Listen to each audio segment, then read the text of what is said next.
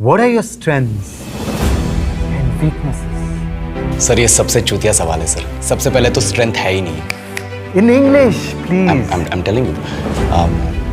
Why will I tell you my weaknesses? मैं आपको अपने स्ट्रेंथ वीकनेस के नाम पे बताऊंगा। You know, जैसे English. I'm a perfectionist. मैं वर्कोहॉलिक हूँ। मैं इनोसेंट। English. चुप बैंक क्या लौड़े?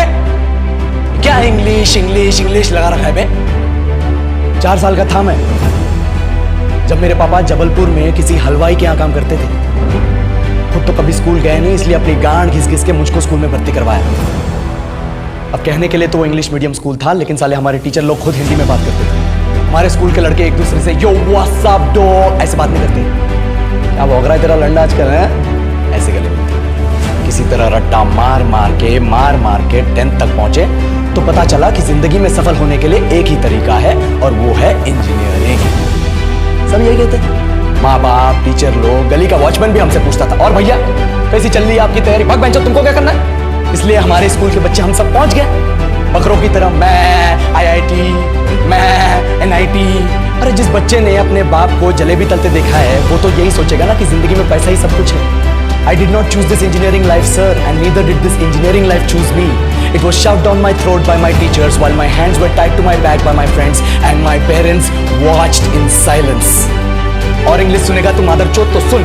10th के बाद 2 साल लग गए इस कॉलेज में घुसने के लिए, कोचिंग में निकाल दिए। ना कुछ खेले ना कुछ सीखे, और 2 साल बाद जब यहाँ पहुंचे तो पता चला कि बड़े शहरों के कॉन्वेंट स्कूल के पढ़े बच्चे जब अंग्रेजी में बात करते हैं तो मरे हुए फूल भी खिल उठते हैं। आहा, हवा में ऑक्सीजन की मात्रा बढ़ जाती है इनकी अंग्रेजी से। और पूरे कॉलेज की लड़कियां इन इंग्लिश स्पीकिंग लड़कों को अपना जीवन साथी .com मान चुकी है। तुझे क्या लगता है?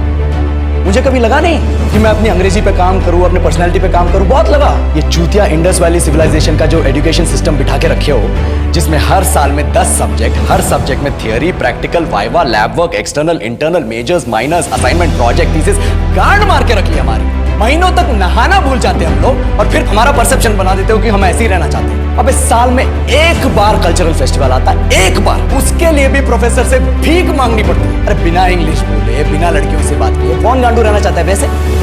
पर टाइम कहाँ है कुछ सीखने के लिए? लगे पड़े हैं कोडिंग सीखने, 3 लैंग्वेज सीख रहे हैं, अलग अलग इंग्लिश छोड़ के। लेकिन जब प्लेसमेंट्स की बात आई तो सबको एप्टीट्यूड चाहिए, पर्सनैलिटी चाहिए, इंग्लिश स्पीकिंग चाहिए। It is not that we cannot speak English, sir. We are just very conscious of our diction and our pronunciation, and we are not confident to speak in front of anyone else. If the curriculum was a little bit diverse, if the engineering colleges in our country focused on our all-round development instead of functioning like a goddamn factory that is just mass-producing robots by killing their dreams and handing out degrees, I would not be sitting here in this pointless HR interview, the likes of which exist only in our country. Yellow, sir. बोल दिया मैंने 4 और line अंग्रेजी। अब बताइए, क्या मैं आपके मल्टीनेशनल कंपनी के लायक हूं? Do I have the potential to be a slave of your esteemed organization?